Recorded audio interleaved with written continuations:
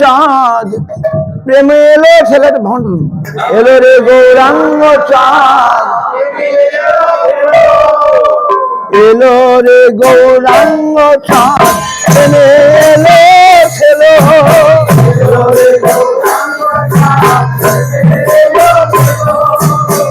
হরি বলে মোদের গৌরেলো হরি বলে মোদের হরি বলে মোদের গৌরেলো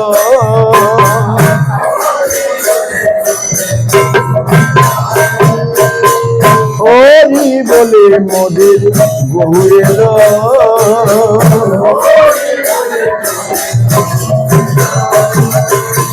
নিতাই অদ্বৈত সঙ্গে গৌতমে পৌঁছিল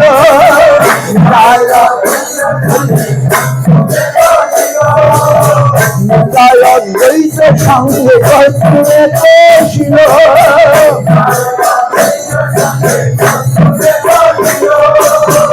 হরি বলে মোদের গৌরেলো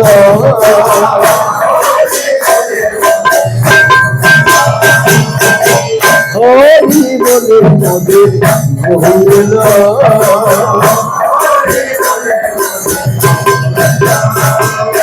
সংকীর্তন রসে মেতে নাম বিলাইল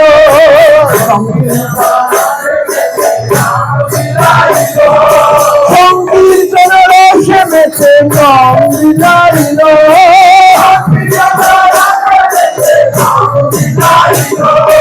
নামের হাতে এসে প্রেমে জগৎ ভাসাইল নামের হাতে হরি হরি হরি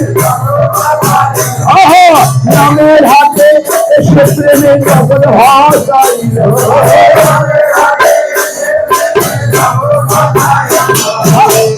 হরি বলে মোদের গৌরেলো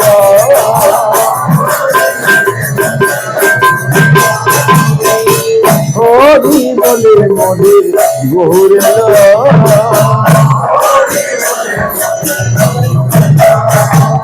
বজ্রমবাসীর দুঃখ দূরে গেল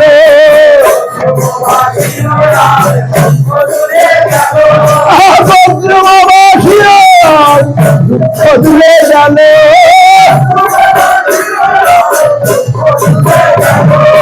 ভক্তবৃন্দের সঙ্গে আছে কাছে জাগাইল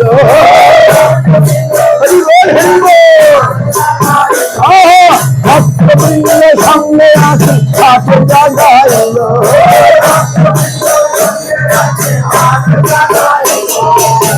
হরি বলে মোদের গৌরেলো হরি হরি নদিয়া ভ্রমিতে তোরা বেদনামের হাটে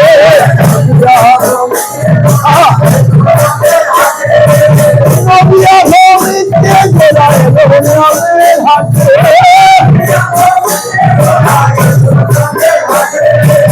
গৌরেলো হাটের সঙ্গে এলো হাটে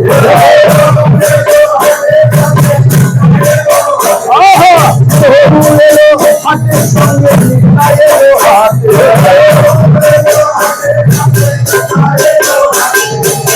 হরি বলে মোদের গৌরেলো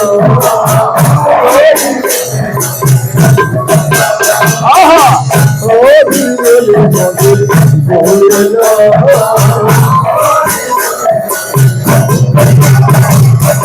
নাচে মাতোয়ারা নিতাই গৌরেলো মাঠে নাচে মাতোয়ারা নিতাই গৌরেলো মাঠে নাচে মাতোয়ারা নিতাই গৌরেলো মাঠে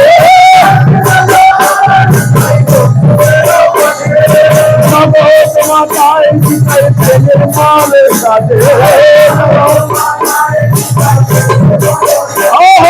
জগৎ মাতায় নিতাই প্রেমের মালের সাথে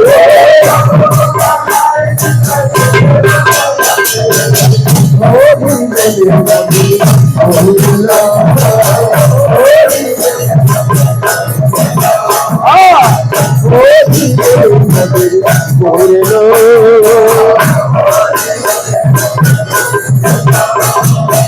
অদ্বৈতাদি ভক্তবৃন্দ নাচে ঘাটে ঘাটে অদ্বৈতাদি ভক্তবৃন্দ নাচে ঘাটে ঘাটে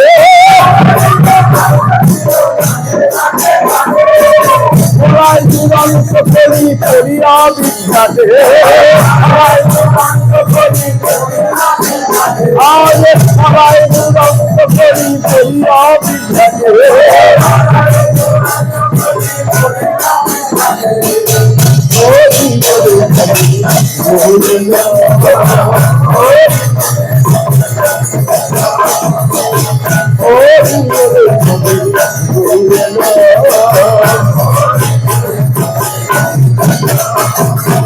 সুখে ভাসিল ওরা চাঁদের নাচে সুখে ভাসিল ওরা চাঁদের নাচে দেখিয়া শুনিয়া পাশন দিল পুষ্ট খাটে দেখিয়া শুনিয়া পাশন দিল পুষ্ট খাটে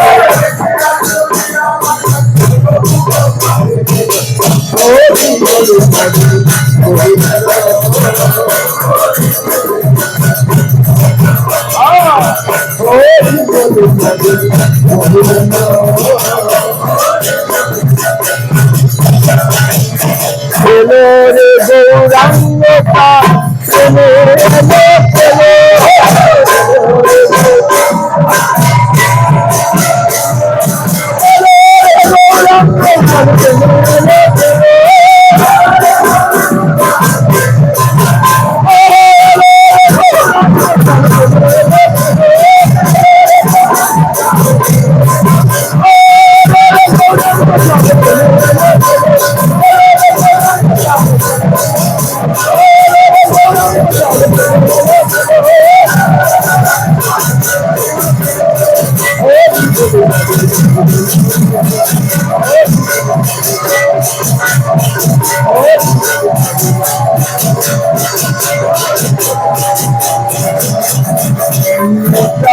অদ্বৈত সঙ্গে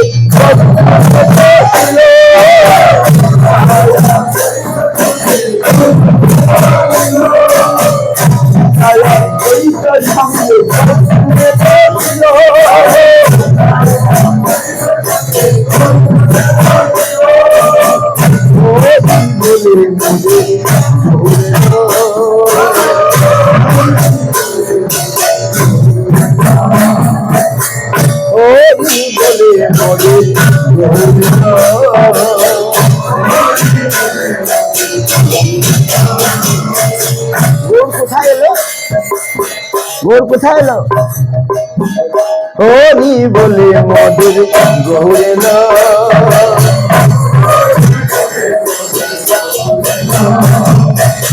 নিতাই অদ্বৈতের সঙ্গে আজ গৌরাঙ্গ নগরে বসিল নিতাই অদ্বৈতের সঙ্গে গৌরাঙ্গ নগরে হরি বলে মধুর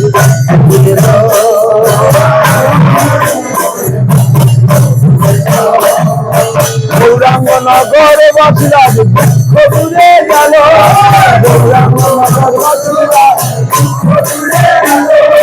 গৌরাঙ্গ নগর বসিলা ঘুরে গেল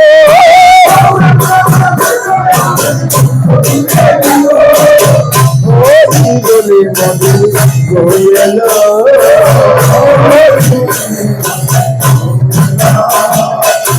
হরি বলে মধুর গৌরেল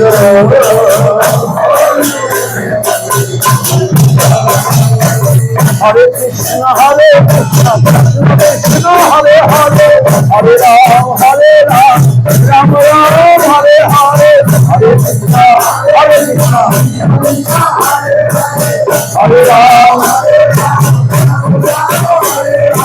হরে কৃষ্ণ কৃষ্ণ কৃষ্ণ হরে হরে হরে হরে রাম রাম রাম হরে হরে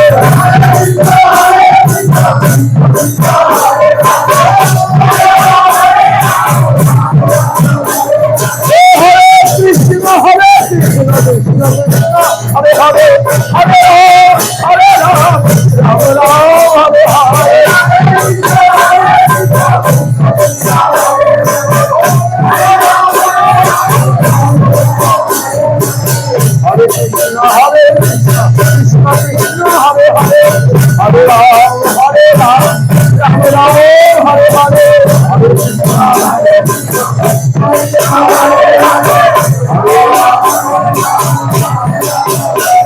হরে কৃষ্ণ হরে কৃষ্ণ হরে রাম হরে রাম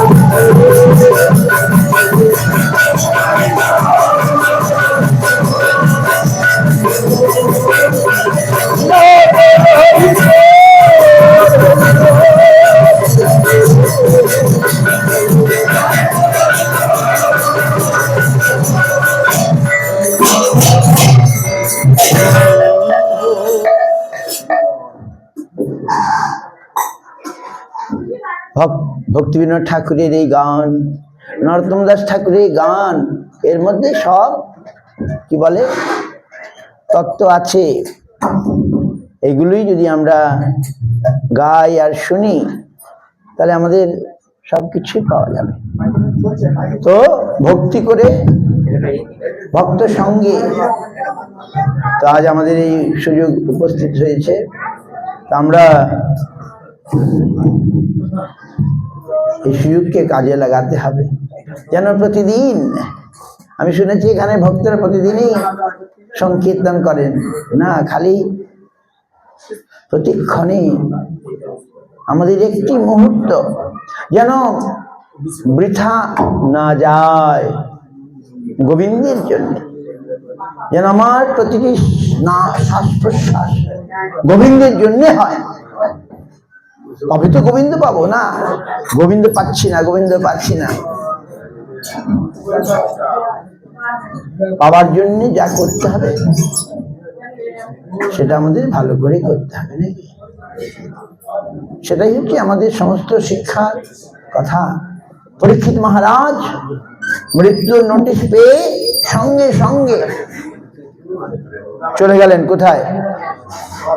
গঙ্গা তীরে, শুকরতল গঙ্গা তীরে।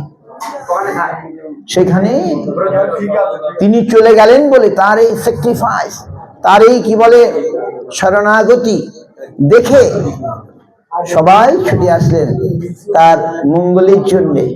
সব সাধু ঋষি মুনি কেউ বাদ ছিল না।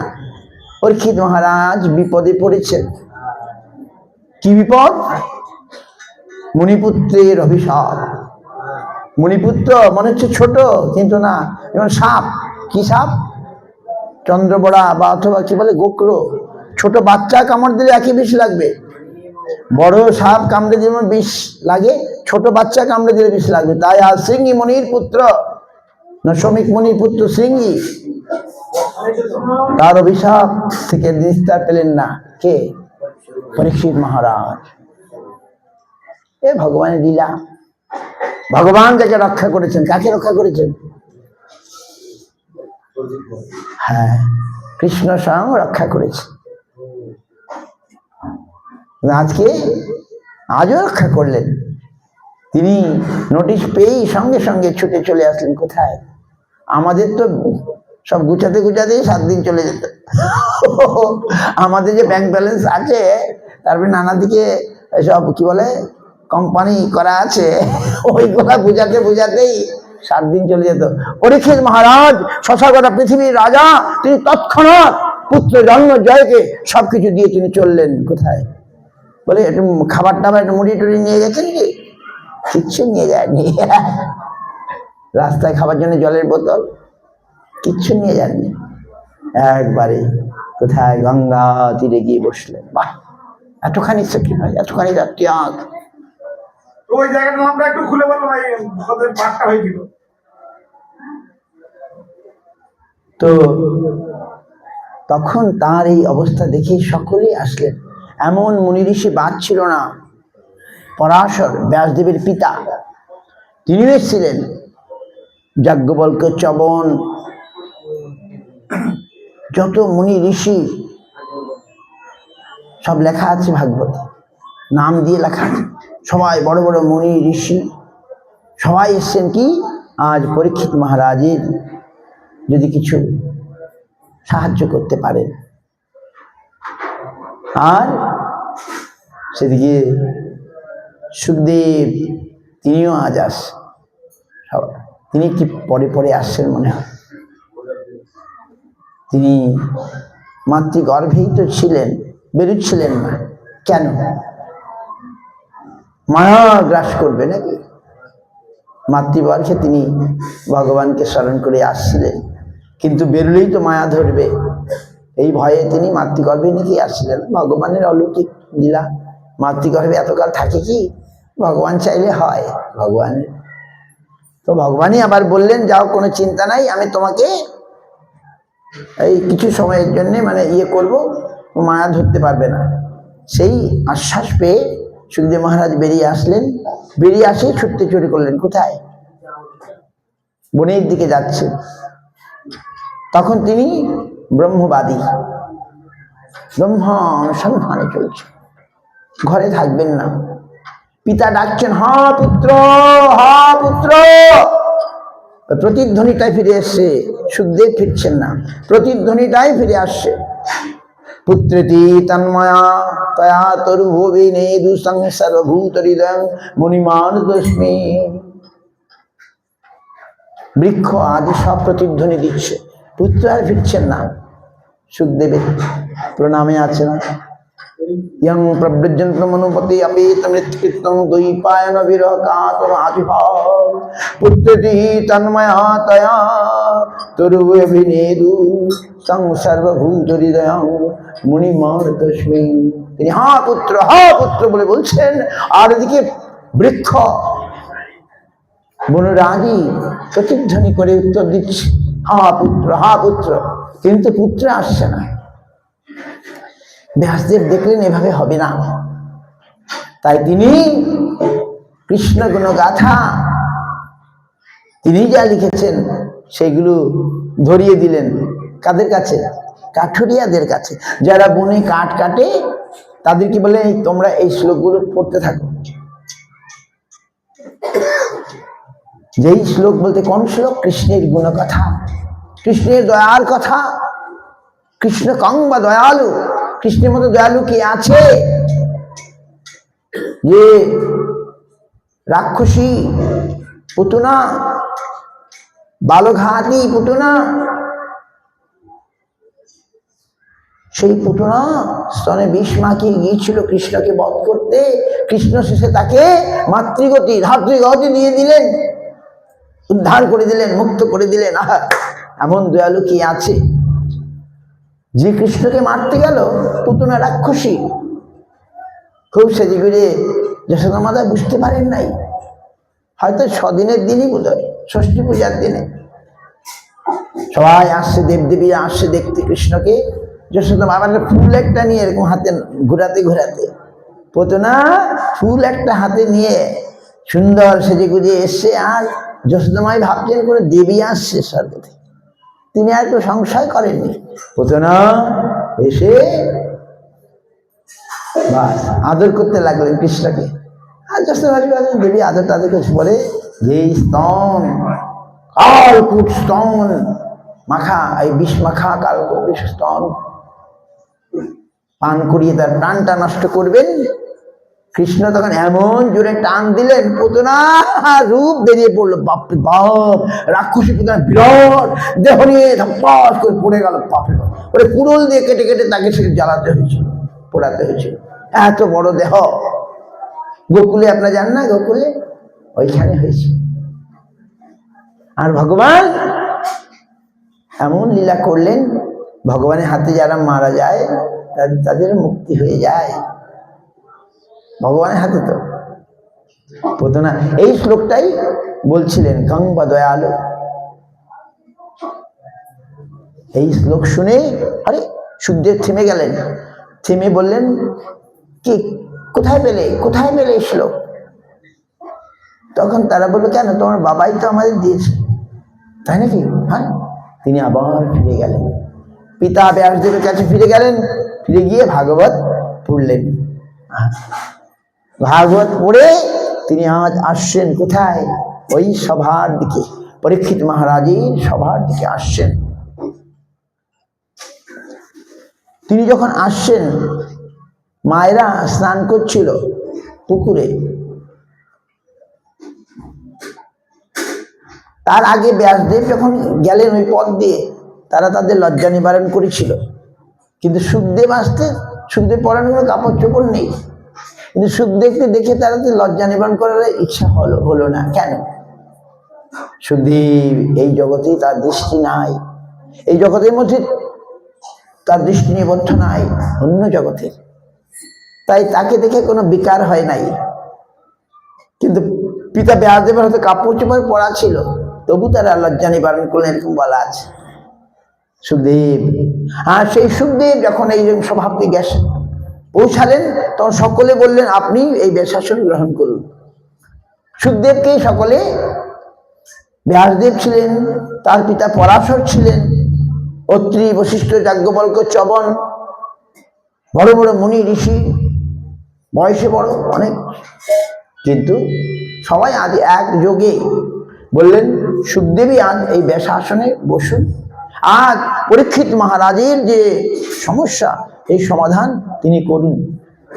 আগে অনেক সমস্যা হতো, অনেকে অনেক প্রস্তাব দিয়েছে, অনেক কর্মী সাধু এসেছিল, জ্ঞানী সাধু এসেছিল, তারপরে যোগী সাধু এসেছিল। আর পরে সুখদেব মহারাজ কি সাধু? ভক্ত সাধু।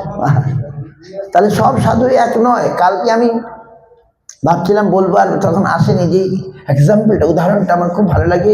গুরুমা বলছেন যে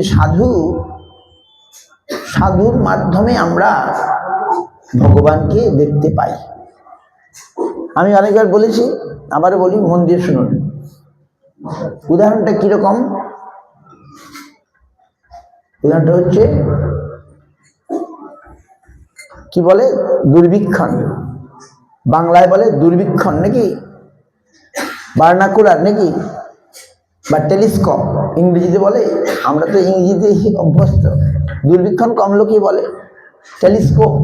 টেলিস্কোপ সিস্টেমে কি হয়, অনেক দূরের জিনিস আমি ভালো দেখতে পাই। দুর্বীক্ষণ, অনুবীক্ষণ।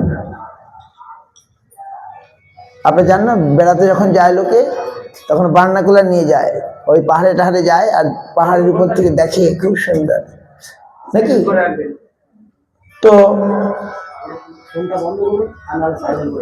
তো কি হলো, সেই বার্নাকুলার বা টেলিস্কোপের সাহায্যে আমরা অনেক দূরের জিনিস ভালো দেখতে পাই। তো এখন টেলিস্কোপের ভিতরে কি আছে? কতগুলো লেন্স আছে, কাঁচ আছে।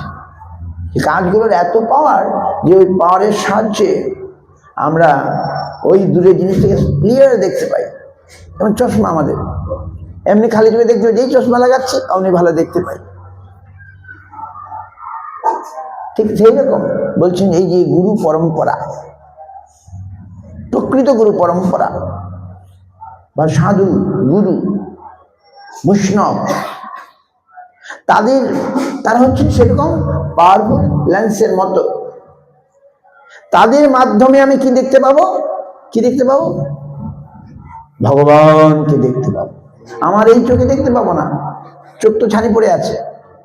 যে চশমা লাগাচ্ছি তখন ক্লিয়ার দেখতে পাচ্ছি। এই তো আমার এখন তাই হচ্ছে। আমি ভালো করে ঠাকুরের বিগ্রহ দেখতে পাই না, এই খালি চোখে বিগ্রহ দেখি না, কিন্তু যখনই আমি চশমাটা লাগাই, ডাক্তার দিচ্ছি, তখন ক্লিয়ার দেখতে পাই। আর দুর্বীক্ষণ তো আরো পাওয়ারফুল, সে দূরের জিনিসকে একবারে বড় বড় করে সুন্দর দেখিয়ে দেয়, সূক্ষ্মভাবে দেখিয়ে দেয়। তাহলে এই সাধু, বৈষ্ণব, গুরু পরম্পরা হচ্ছেন সেই টেলিস্কোপের পাওয়ারফুল লেন্সের মতো। তার মাধ্যমে আমি যেভাবে ওই ভগবানকে দেখতে পাবো, আমার এই খালি চোখে দেখতে পাবো না। কিন্তু যেই কথাটা আমি কালকে বলবো বলা হয়নি, সময় তো নাই। তো এখন সাধু বলতে তো অনেক সাধু রকম আছে। কর্মী সাধু বললাম, ওইখানেও ছিল কর্মী সাধু, যোগী সাধু, জ্ঞানী সাধু, ভোগী সাধু, অনেক সাধু থাকে না। সেই সাধুতে কিন্তু কাজ হবে না। প্রকৃত শুদ্ধ ভক্ত সাধু। তো আমাদের কাছে সাধুর উদাহরণ কে? সাধু পাওয়া কষ্ট বড়, জীবের জানিয়া, সাধু গুরু রূপে কৃষ্ণ আইলা নদিয়া।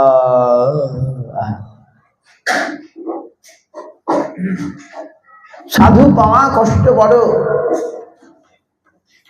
জীবের জানিয়া, সাধু গুরু রূপে কৃষ্ণ আইলা নদী। আজ কৃষ্ণ সাধু হয়ে এসছেন, সেটা হচ্ছে সবচেয়ে বড় সাধু নিদর্শন, এক্সাম্পল, উদাহরণ। তাহলে সাধু চিনতে আমাদের কষ্ট হবে না। এখন আমি সাধু চিনবো কি করে বলুন তো? আমি কর্মী সাধুর কাছে যাব, না যোগী সাধুর কাছে যাব, না ভক্ত? দেখতে তো আরে বাপরে, বৃন্দাবনে গেলে তো সব যেমন দাড়িওয়ালা সাধু, ওইখানে দাড়ি না থাকলে সাধু বলে মানে না। এই জন্য সব দাড়ি রাখে, লম্বা লম্বা দাড়ি, যত বড় লম্বা সাধু, দাড়ি থাকলেই সাধু, আর দাড়ি নাই। এবারে দেখছি আমাদের বৈষ্ণবরাও দাড়ি রাখতে শুরু করেছে বৃন্দাবনের। কিন্তু আমাদের গুরুবর্গ সেটা করেনি, প্রভুপাদ সেটা করেন নাই। কেন আমাদের মহাপ্রভু করেন নাই? মহাপ্রভু দাড়িওয়ালা ছবি আছে, দেখুন, কেউ দেখাতে পারবেন? মহাপ্রভু দাড়িওয়ালা ছবি আছে? আমি দেখি নাই। মহাপ্রভু তো কত বছর, 48 বছর না, তখন তো দাড়ি উঠে যাওয়ার কথা। দাড়িওয়ালা ছবি দেখিনি। তো শিবস্বামী মহারাজ আমাদের গুরুবর্গ, তাকে জিজ্ঞাসা করছে, আমরা এই এত মাথা টাথা এই নাড়া করেন কেন? বলে আমরা পরিষ্কার পরিচ্ছন্ন থাকতে ভালোবাসি। সোজা কথা। তো এবার সাধু খুঁজে নিতে হবে, বুঝে নিতে হবে। আজ অনেক সাধু ওখানে এসছেন পরীক্ষিত মহারাজের সভায়, আর সেখান থেকে সবাই সকলে একযোগে সুখদেব মহারাজকে ব্যাস আসনে বসতে বললেন। আর এরকমই তো হয় নাকি? গুরুদেবের অনেক শিষ্য থাকে, তার মধ্যে গুরুদেব কালকে আমরা শুনলাম পুজোবাদ ভক্তি কি বলে, ভক্তি দ্বৈত মাধব গোস্বামী মহারাজ, তিনি বললেন তীর্থ মহারাজ আমাদের আচার্য, বা আরো আমাদের গুরুবর্গ বলেন হ্যাঁ ইনি খুব যোগ্য লোক, ইনি আচার্য হতে পারেন। তাহলে একজনাকে বেছে না হয় যিনি। আজকে এই সমস্ত অনেক সাধু এসছেন, তার মধ্যে সকলে একযোগে তা মেজরিটি বললেন সুখদেব মহারাজ আজকের এই সভার। এখন অনেকে অনেক কিছু বলে ফেলেছেন হয়তো আগে, এখন সুখদেব মহারাজ বলবেন। আর পরীক্ষিত মহারাজের পরম মানে কি বলে আগ্রহ নিয়ে বসেছেন। বসে কি প্রশ্ন করেছিলেন পরীক্ষিত মহারাজ? ভাগবত মানে কি? পরীক্ষিত মহারাজের প্রশ্ন, ভাগবত মানে কি? পরীক্ষিত মহারাজ বিপদে পড়েছেন, আর সুখদেব তাকে তার প্রশ্নের উত্তর দিচ্ছেন, তাকে বিপদমুক্ত করার জন্যে। ভাগবত গীতাকে, যে আমার সামনে গীতা আছে, গীতা কি? অর্জুনের সমস্যা, আর ভগবান তার সমাধান করলেন। তাই গীতা ভাগবত দুটি সমস্যা থেকে যাত নাকি বলুন? ওখানে বক্তা সুখদেব, ভগবানই ব্যাস রূপে যা কিছু বলেছেন সেটা সুখদেব আজ ব্যাসদেবকে, ভগবানেরই সত্যাবেশ অবতার, তিনি যা লিখেছেন ভগবানের প্রেরণায়, সেটাকে আজ কীর্তন করছেন সুখদেব। যেহেতু তিনি জন্ম থেকেই এই সংসার, এই পৃথিবীর সঙ্গে যুক্ত নেই, তাকেই আজ কোয়ালিফাইড ধরা হলো। তিনি জন্ম থেকেই, জন্মের আগে থেকেই তিনি সংসার বিষয় এর মধ্যে প্রবেশ করেন নাই। করেছেন কি? তিনি যে মাতৃগর্ভ থেকেই বলছেন আমি বেরোবেই না যদি মায়া আমাকে ধরে ফেলে, এইরকম যার প্রবণতা, তবে তিনি তো কোয়ালিফাইড, তিনি হচ্ছেন কি বলে প্রকৃত মানে যোগ্য ব্যক্তি এই সমস্যার সমাধান করার জন্য। এটাই সকলে মিলে স্থির করলেন। সুখদেব মহারাজকে বসিয়ে সুখদেব মহারাজ পরীক্ষিত মহারাজ কি জিজ্ঞাসা করলেন মুমূর্ষু ব্যক্তির কি কর্তব্য। ভালো করে শুনে রাখুন। আজ আমি মুমূর্ষু মানে হ্যাঁ, যিনি মরতে চলেছেন, মৃত্যু পথযাত্রী। আমরা কি মরবো? হ্যাঁ, আমরাও সকলে মুমূর্ষু, যে কোন সময় আমরা মরব, আমরাও মরব বলে নোটিশ দেওয়া আছে। কি নোটিশ? জন্মিলে মরিতে হইবে, এ নোটিশ দেওয়া আছে, কিন্তু আমরা মনে করি না। কেন করি না? বিষয় আমাদেরকে ভুলিয়ে দেয়, ভোগ বাসনা ইত্যাদি ইত্যাদি, আপনারা জানেন সব আমাদের। আর এটাই হচ্ছে জগতের আশ্চর্য, নাকি? যুধিষ্ঠির মহারাজ বললেন এটাই হচ্ছে আশ্চর্য। আমরা জানি যে আমাদের মরতে হবে, কিন্তু আমাদের কোনোদিন নাই। কিন্তু আজ সুখদেব মহারাজ স্মরণ করিয়ে দিলেন, বলে দিলেন হ্যাঁ, মুমূর্ষু ব্যক্তির কি কর্তব্য। মুমূর্ষু ব্যক্তির কি কর্তব্য বলুন তো, কে ভালো করে বলতে পারেন? মুমূর্ষু ব্যক্তির কর্তব্য কি? না, যেটা সুখদেব মহারাজ বলছেন সেটা বলতে হবে। মুমূর্ষু ব্যক্তির কি কর্তব্য? পরীক্ষিত মহারাজ প্রশ্ন করলেন। প্রথম স্কন্ধ শেষ হয়ে গেল, দ্বিতীয় স্কন্ধে সুখদেব মহারাজ মুখ খুললেন। কি বললেন? বরিয়ান সেটা প্রশ্ন, তোমার প্রশ্নটা শ্রেষ্ঠ। বরিয়ান মানে শ্রেষ্ঠ। কেন শ্রেষ্ঠ? না, এটা শুধু তোমার প্রশ্ন নয়, এটা সমস্ত জীবের প্রশ্ন। শুধু তোমার প্রশ্ন নয়, এটা সমস্ত জীবের প্রশ্ন। কি প্রশ্ন? মুমূর্ষু ব্যক্তির কি কর্তব্য মৃত্যু পথে? সমস্ত জীবই জন্মিলে মরিতে হইবে, যে জন্মাবে তাকে মরতে হবে। তাহলে মুমূর্ষু ব্যক্তির কর্তব্য কি? শুনেই বললেন বাহ, সুন্দর প্রশ্ন, বলিয়া শ্রেষ্ঠ। খালি তোমার একার প্রশ্ন নয়। তারপরে কি বললেন? শ্রোতাব্যাদিন রাজন্যাং সন্তি সহস্র অপশ্যতাম আত্মতত্ত্বং গৃহেষু গৃহমেধিনা। বাহ! হে রাজন, যাদের আত্মতত্ত্ব জ্ঞান হয় নাই, যারা আত্মতত্ত্বে উৎসাহী নয়, জানতে উৎসাহী নয়, তাদের জন্য হাজারটা জিনিস শোনার আছে। সন্তি সহস্র মানে হাজার। যারা আত্মতত্ত্বে ওয়াকিবহাল নয়, আত্মতত্ত্ব জানে না, তাদের জন্য এই দুনিয়ার হাজারটা জিনিস শোনার, হাজারটা জিনিস দেখার ইত্যাদি আছে। সন্তি সহস্র অবশ্য দাম আত্মতত্ত্ব। যারা আত্মতত্ত্ব দেখে নাই, জানতে চায় না, দেখেনি, তাদের জন্য হাজারটা জিনিস শোনার আছে, দেখার আছে, বোঝার আছে। আর যারা আত্মতত্ত্ব জেনেছে, তাদের একটাই, কি না, আমি কি করে back to God, back to home, আমি কি করে ভগবানের কাছে ফিরে যাব।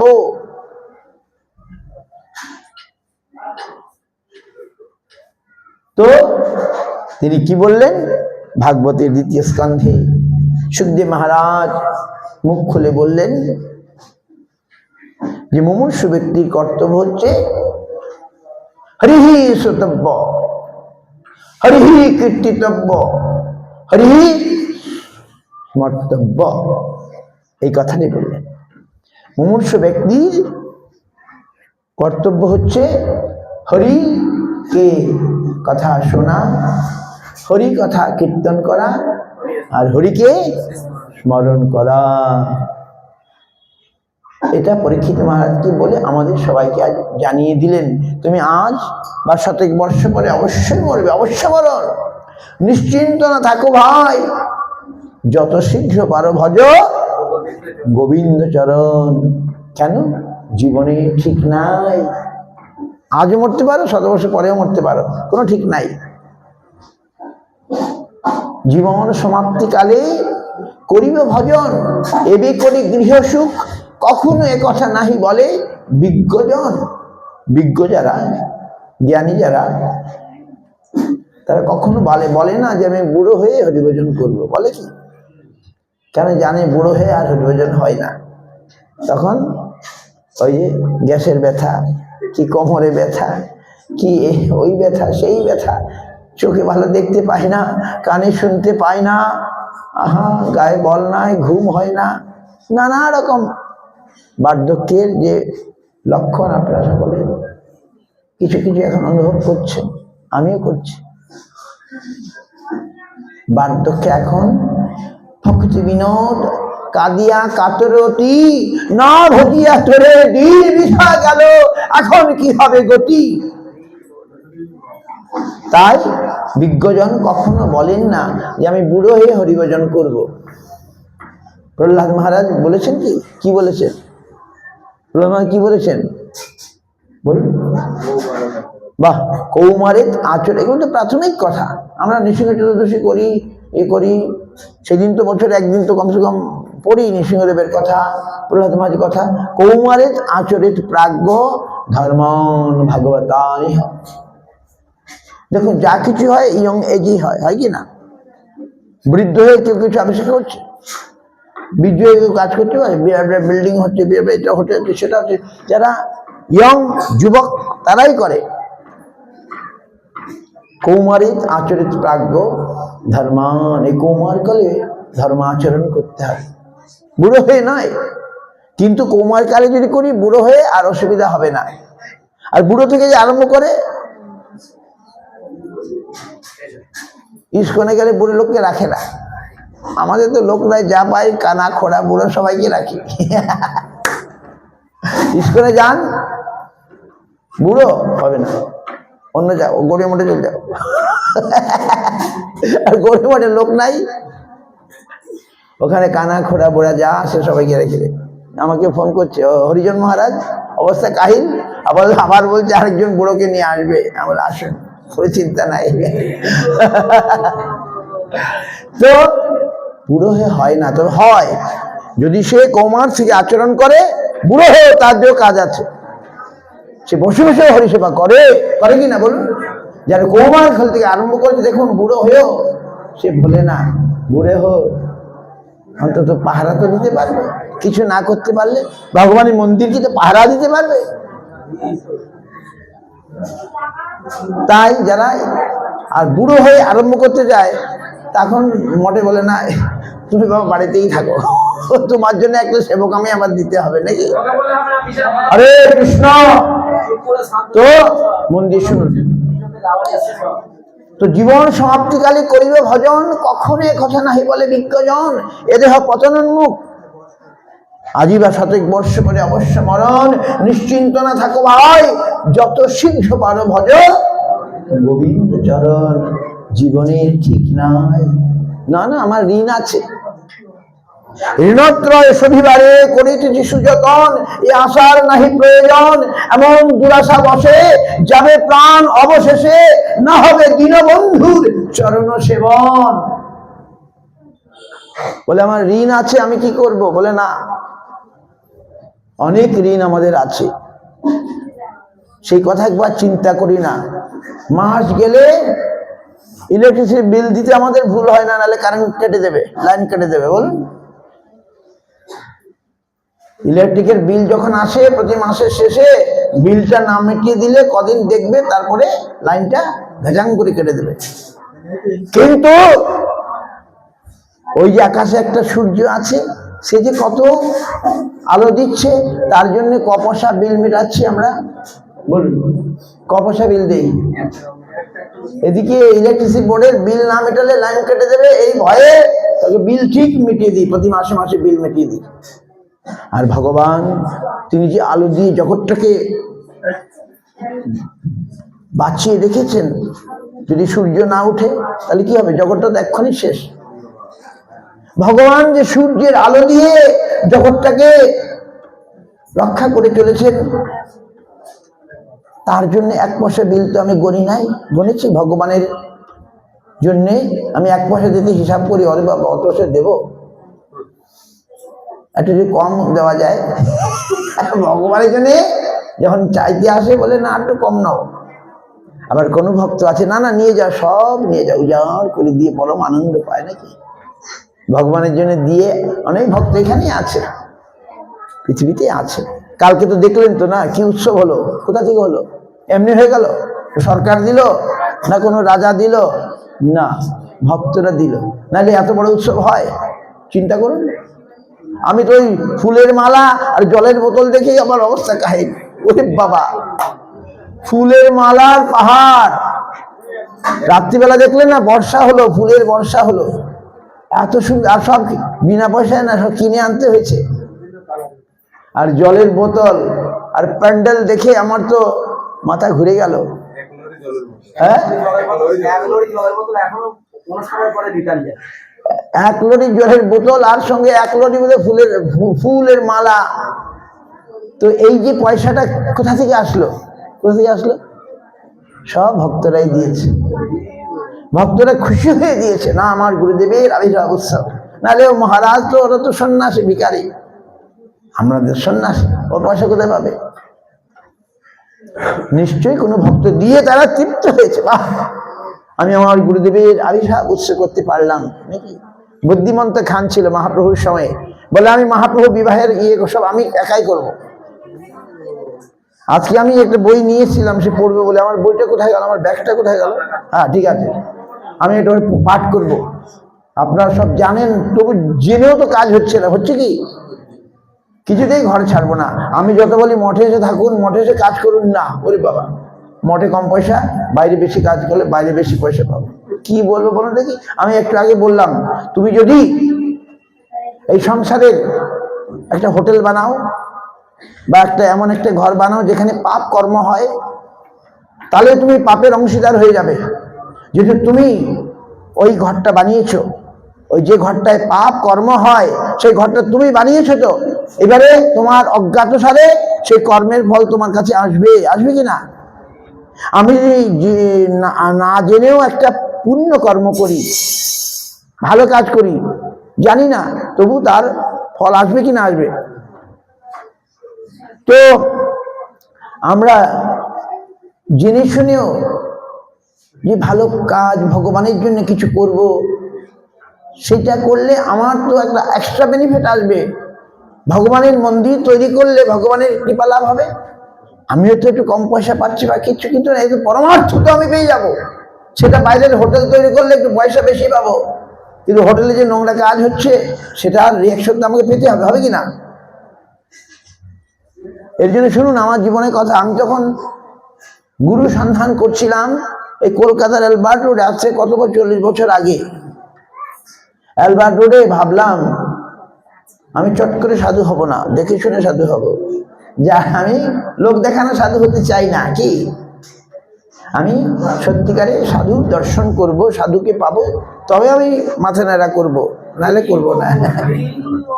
কি তখন আমি মনে মনে ঠিক করেছি, আমি শুনেছি ওই যে কিছু একটু লেখাপড়া একটুখানি করেছি, আমি মনে করছি আমি লেখাপড়া জানি, আমি অর্থ রোজগার করতে পারবো, ওই বুদ্ধি কাজ করছে তখন। তাহলে আমি শুনেছি একটু ভালো জায়গায় কাজ করব। কি তখন ইস্কনে ওই একটু লেখাপড়া জানে তাদেরকে কাজ দেয়। তা আমাকে আরো 2-4 জন বললো, হ্যাঁ আপনি কাজ পাবেন, যান ওখানে গেলে। আমার কাছে তখন পয়সা নাই, 1 পয়সা নাই।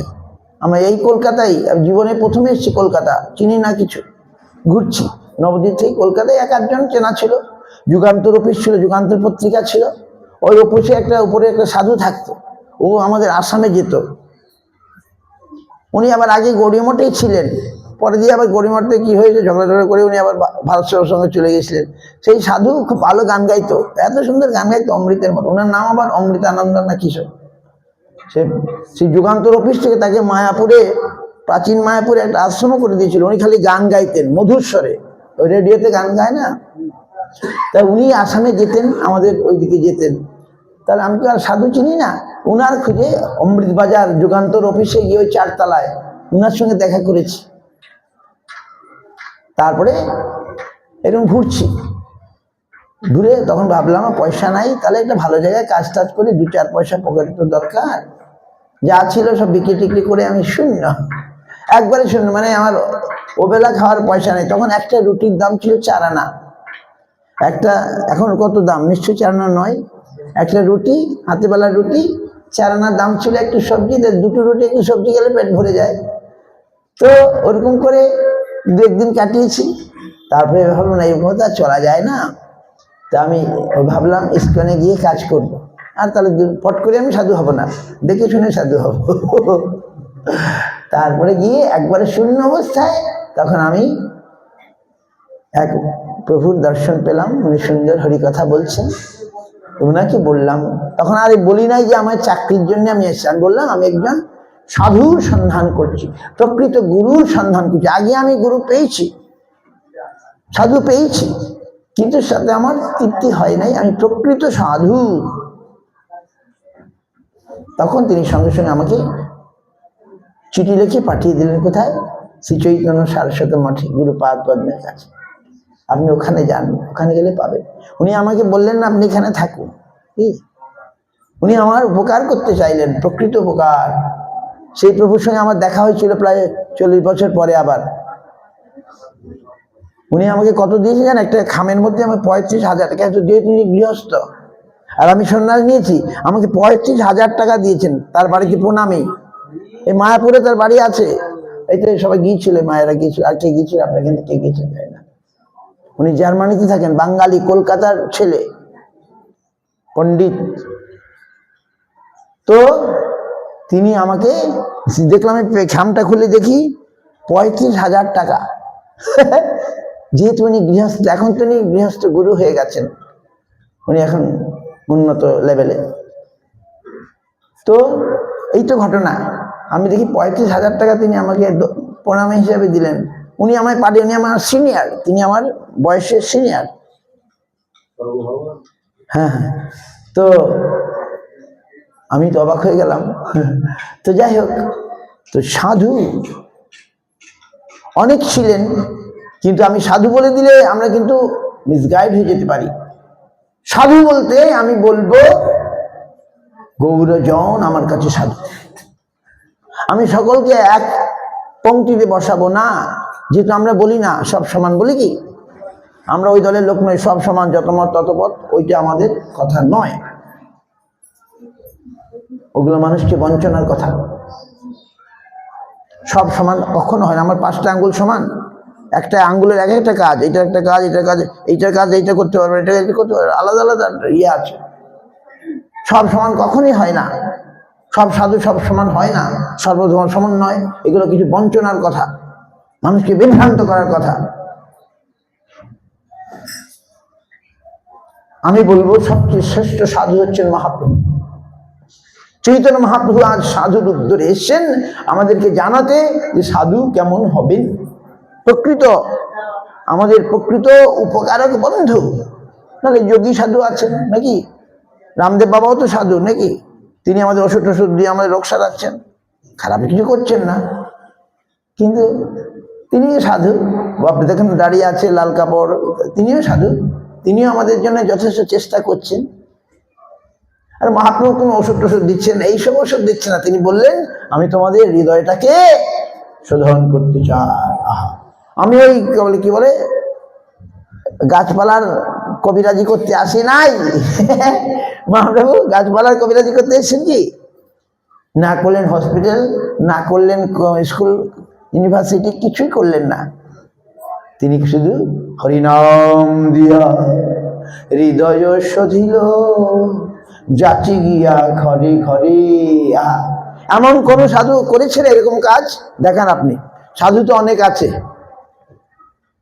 কেউ যজ্ঞ করছেন, কেউ ব্রহ্মের ধ্যান করছেন, কেউ কি বলে যোগের দ্বারা পরমাত্মার সঙ্গে যোগাযোগ করছেন।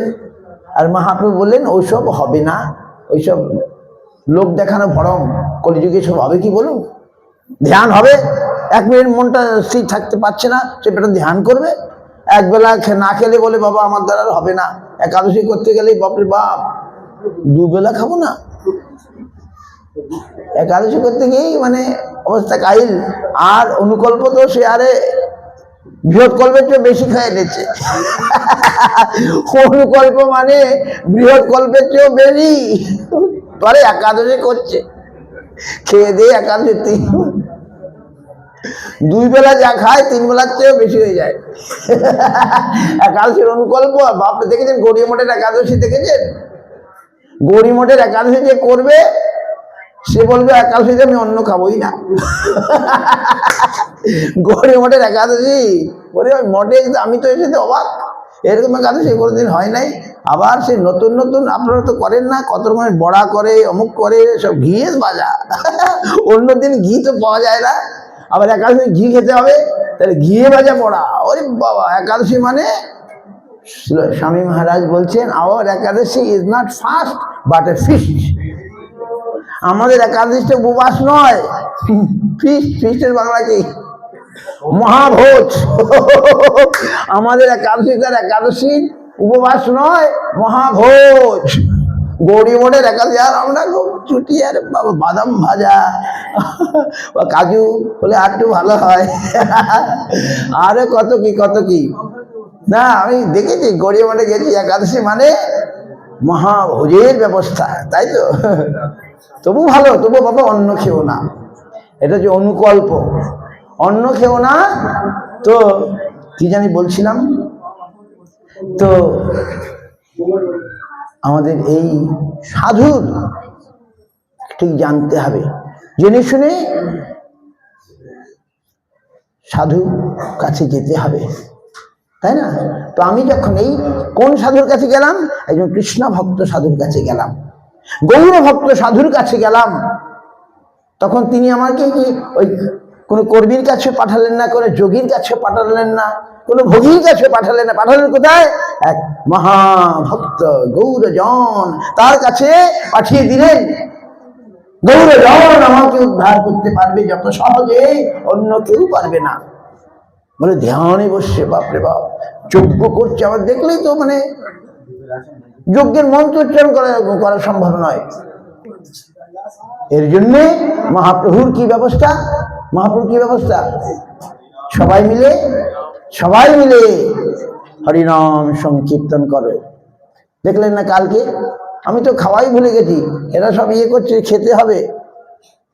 আমি বাথরুমে যাচ্ছি না, যে হরিকথাটা, আমি যদি এখন বাথরুমে যাই, যে হরিকথাটা বলবে তার থেকে আমি বিরক্ত হয়ে যাবে, আমি শুনতে পাবো না। আমি বাথরুম বন্ধ করে রেখেছি, যে সাথীরা বলছে সুন্দর সুন্দর কথা, আমি যে বাথরুমে চলে যাই এই কথাটা তো আমার মিস হয়ে যাবে, এরকম আমি চিন্তা করছি।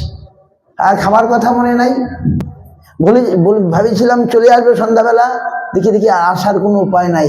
এত আনন্দ ধাম, এত আনন্দ মানে কি বলে হচ্ছে সংকীর্তন বা ভক্তগণের যে উদ্যম, সমাজ ধরে তারা চেষ্টা করেছে।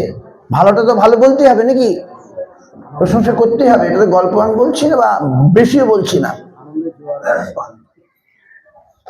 এক একজন মানে আচার্যকে 5,000 টাকা দিল, কিসের জন্যে? আবার নবদ্বীপ থেকে গাড়ি করে বাস রিজার্ভ করে, একটা বাসের ভাড়া কত হবে, 2 দিন এখানে বসিয়ে রাখলো, রেখে তারপরে বৃন্দাবন থেকে ভাড়া দিয়ে, পুরী ধাম থেকে ভাড়া দিয়ে, আরো কোথাও থেকে সাধুদেরকে নিয়ে আসলেন। কেন না? গুরুদেবের আরাধনা করবার জন্য। চিন্তা করুন, এই পয়সাটা তাকে তো ইয়ে করতে হয়েছে, সংগ্রহ করতে হয়েছে, নাকি এমনি হয়ে গেছে আকাশ থেকে পড়ে গেল? না, পয়সাটাও সংগ্রহ করতে হয়েছে।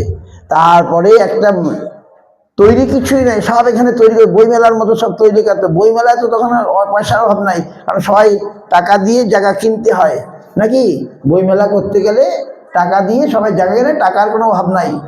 আর এখানে তো একাই সব, আমাদেরকে উল্টো নিয়ে আসলেন, আমাদের আসা যা খরচা দিলেন, আবার একটা ব্যাগ দিলেন, তার মধ্যে কাপড় দিলেন, আরো কত কি দিলেন। আবার প্রতিটি আচার্যকে 5,000 টাকা করে প্রণামী। আমি তো অবাক হলাম, একটা মাঠের মধ্যে যেখানে কিছু নাই, সমস্ত তৈরি করতে হলো, জল থেকে শুরু করে, ছাউনি থেকে শুরু করে, আবার সমস্ত গাড়ি ঘোড়া ফ্রি। এই যে গুরু সেবার সঙ্গে সঙ্গে তারা বৈষ্ণব সেবাও তো করলেন। শুধু গুরু সেবায় তো আজ গুরু সেবা করলেন, বৈষ্ণব সেবা করলেন, অপামর যে কালকে শুনলাম মানুষকে হরি কথা শুনিয়ে সমস্ত জীবের কল্যাণ করে দেওয়ার চেষ্টা করলেন। এটা কারা করে? একমাত্র এই ভক্তরাই করে, গৌর ভক্তরাই করে। আর সামান্য একটু খাবার দিয়ে একটু ভাত, একটু কাপড়, গুরু মহারাজ বললেন ওই সব ফুড রিলিফ অমুক তমুক করে এই একদিনের দুদিনের উপকার না, নিত্য কল্যাণের চেষ্টা করেন বৈষ্ণবগণ। নিত্য কল্যাণ, অনিত্য কল্যাণ নয়। তাকে একটু খাপড় দাও, টাকা দাও, মাসে মাসে অমুক দাও তমুক দাও। আরে প্রকৃত কল্যাণ হবে তার জ্ঞানের বিকাশ করে দেওয়া। ওইসব দেখি একজন ভাগবত বক্তা বলছেন, আমি যদি প্রধানমন্ত্রী হই তাহলে কি করব? যে আমি যদি ভারতের প্রধানমন্ত্রী, ভাগবত বক্তা বলছেন, আমি যদি প্রধানমন্ত্রী হই প্রথমে যে সব মদের দোকানগুলো বন্ধ করে দেবো। 1 নম্বর সব মদের দোকান বন্ধ। সরকারের তো মুখ ছোট্ট হয়ে যাবে, মদের দোকান চলে গেলে মদের যে কি বলে কি টাকা আসে না, ট্যাক্সটা তো আমার মারা যাবে। ওই ভাগবত বক্তা বলছেন, আমি যদি প্রধানমন্ত্রী হই ভারতের 1 নম্বর সমস্ত মদের দোকান বন্ধ করে দেবো। মদের দোকান বন্ধ করলে লোকগুলো মদ খেতে পাবে না, তাদের হৃদয় মনটা পবিত্র থাকবে, শুদ্ধ থাকবে, তাদের আত্মিক কল্যাণ হবে। ভাগবত বক্তা, আমার তো কথাটা শুনে ভালোই লাগছে।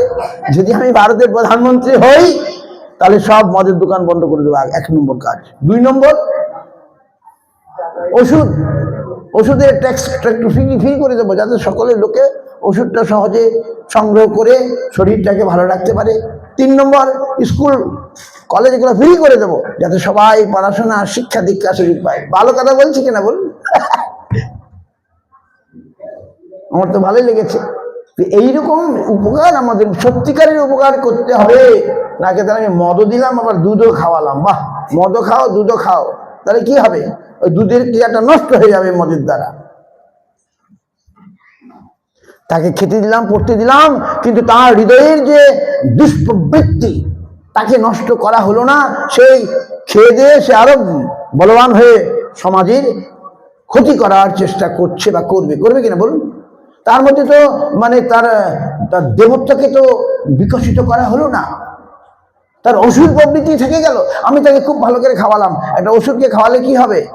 সে তার আসরিক চেষ্টার দ্বারা জগতের অকল্যাণ করবে, অমঙ্গল করবে কিনা? না। বলে না, তুমি হরিনাম করো। হরিনাম করলে তোমার আসক্ত প্রবৃত্তি নষ্ট হয়ে যাবে, তোমার দুষ্প্রবৃত্তি নষ্ট হয়ে যাবে, তোমার চিত্ত শোধন হয়ে যাবে, তোমার চরিত্র গঠন হয়ে যাবে। আর তখন তুমি জগতের কল্যাণ, মানুষের কল্যাণ, তোমার কল্যাণ তখন তুমি করতে পারবে কিনা বলুন? তাহলে ওষুধটা কি? হরিনাম মহা ঔষধ। সমস্ত জীবকে। এই জন্য বিষ্ণুপুরের রাজা ছিল, কি রাজা জানি, সে বললো আমার রাজ্যে যারা বাস করে সকলকে একাদশী করতে হবে, সকলকে একাদশী করতে হবে, সকলকে হরিনাম করতে হবে। একটা কথা আছে, কি বেগার বলে, রাজার বেগার খাটা, যে তুমি কি প্রতিদিন, বিষ্ণুপুরের রাজা বলে দিল সকলকে হরিনাম করতে হবে, না করলে রাজা শাস্তি দিয়ে দেবে। এইরকম রাজা তো আমাদের চায় নাকি? প্রকৃত মঙ্গল করে দিতে হবে। রাজা মানে প্রজার যে হিত আকাঙ্ক্ষী, হিত যে করতে পারে, এইরকম রাজা আমাদের দরকার। আমরা তো এখন এমন এক রাজ্যে বাস করছি, এখানে খালি হানাহানি হচ্ছে, প্রকৃত কল্যাণ কোথায় হচ্ছে? একে অপরের নিন্দা। কবে? একমাত্র উপায়, যেখানে যদি পরমার্থ গিয়ে প্রবেশ করে, সত্যিকারের পরমার্থ, লোক দেখানো পরমার্থ নয়, পরমার্থের বাতাবরণ যদি তৈরি হয়, মানুষের হিংসা বিদ্বেষ, মানুষের ক্রোধ, মানুষের কি বলে নিন্দাবৃত্তি, এগুলো নষ্ট হয়ে যাবে। দেখুন একজন বৈষ্ণব কত সুন্দর, তার মধ্যে হিংসা নাই, বিদ্বেষ নাই, তার মধ্যে ক্রোধ নাই, অভিমান নাই। আহা, আমার নিতাই চাঁদ, তার অভিমান নাই, অথচ তার গুণের শেষ নাই। অক্রোধ পরমানন্দ নিত্যানন্দ রায়, অভিমান শূন্য নিতাই নগরে বেড়ায়। নিতাই চাঁদ কি কি দেখালেন? তিনি গৌরাঙ্গের ভজনা ছাড়া কিছুই জানেন না, নাকি? তার মধ্যে এই এত সুন্দর বৃত্তি কেন হলো?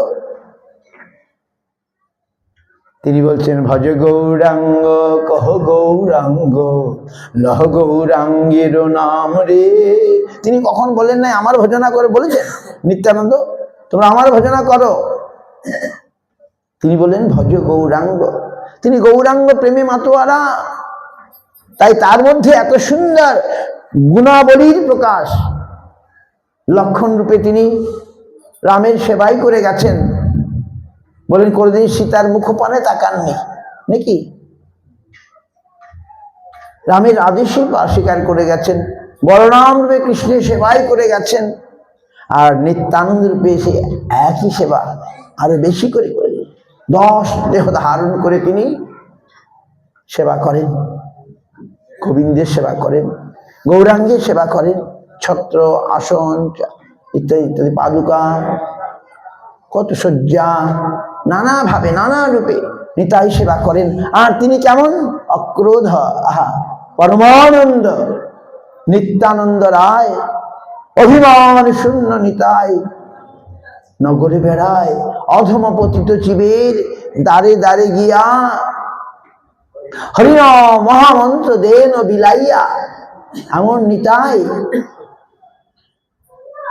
তিনি তো সেবক তত্ত্ব, তবু আজ তিনি একই সঙ্গে সেব্য তত্ত্বের সঙ্গে একই আসনে বসে পূজিত হচ্ছেন কিনা? ওই পুরীধামে বলরাম জগন্নাথ, আমরা দেখি গৌর নিত্যানন্দ একই আসনে। তিনি সেবক তত্ত্ব, আশ্রয় তত্ত্ব, আশ্রয় বিগ্রহ, আর মহাপ্রভু বিষয় বিগ্রহ।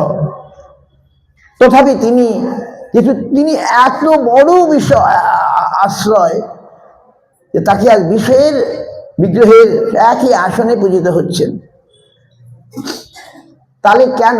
এই আমাদের মধ্যে প্রকৃত মনুষ্যত্ব, প্রকৃত মানে দেবত্ব ভাব তুলিয়ে না ধরা পর্যন্ত এই জগতের অবস্থা ভালো হবে না। জগতে যদি ভালো কিছু করতে হয়, তাহলে এই প্রতিটি মানুষের মধ্যে, পশুকে তো আর শেখানো যায় না, মানুষকে শেখানো যায় নাকি? মানুষের মধ্যে যদি এই দেবত্ব ভাব, তার পশুত্ব ভাবকে নষ্ট করে দিয়ে তার মধ্যে যে দেবত্ব ভাবকে জাগিয়ে তোলা যায়, তাহলে এই সমাজটা সুন্দর হবে। বুঝতে পারছেন? এই যে আমাদের সমাজের যে আমরা, কিন্তু দুর্ভাগ্যের ব্যাপার, আমাদের স্কুল কলেজের শিক্ষা দীক্ষার মধ্যে কোনো ধর্মশিক্ষা নাই।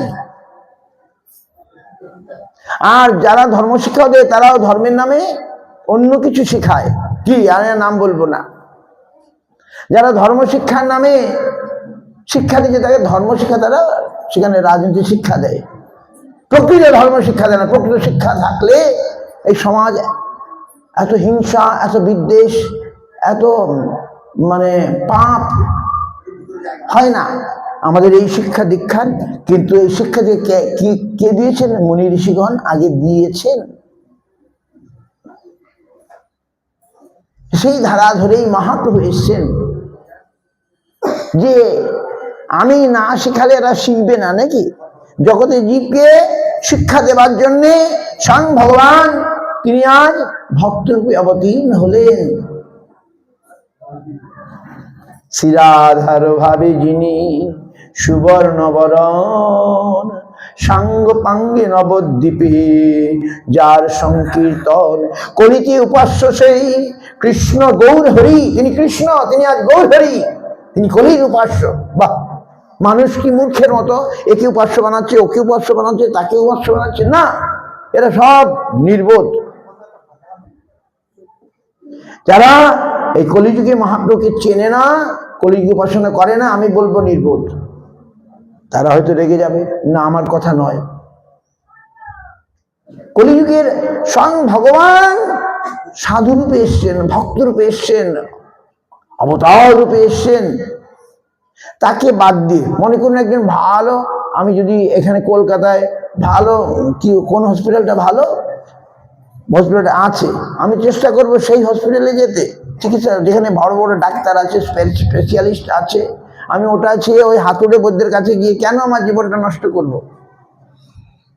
সেই রকম কলিযুগে অনেক সাধু আছে, সব সমান বলে আমি আমার সর্বনাশ করবো না। সব সমান কখনোই হয় না, আমাকে বিচার করতে হবে। চৈতন্য চন্দ্রের দয়া করহ বিচার, বিচার করিলে চিত্তে পাবে চমৎকার। চৈতন্য চন্দ্রের দয়া করহ বিচার, আগে বিচার করো। কম্পারেটিভ স্টাডি মানে সব কিছুতে কম্পারেটিভ স্টাডি আছে, আর ধর্মের পরে কম্পারেটিভ স্টাডি নাই। বাহ, ধর্মের পরে সব সমান, সব সমান, নিজেকে বঞ্চনার কথা, সব সমান মোটেই না। তাকে আমাকে তুলনামূলক বিচার করতে হবে। বাজারে গেলে একই জিনিসের নানা রকম কোয়ালিটি পাওয়া যায় কিনা? আপনি কিনতে যান ফুলকপি, যেমন একটা ফুলকপির দাম 5 টাকা, একটার দাম 15 টাকা। কেন? যে ওটা 15 টাকা এটা বেশ সুন্দর টাইট শক্ত, আর এটা 5 টাকা, ওটা ওই কোয়ালিটি নাই। সব কিছুরই একটা কোয়ালিটি আছে।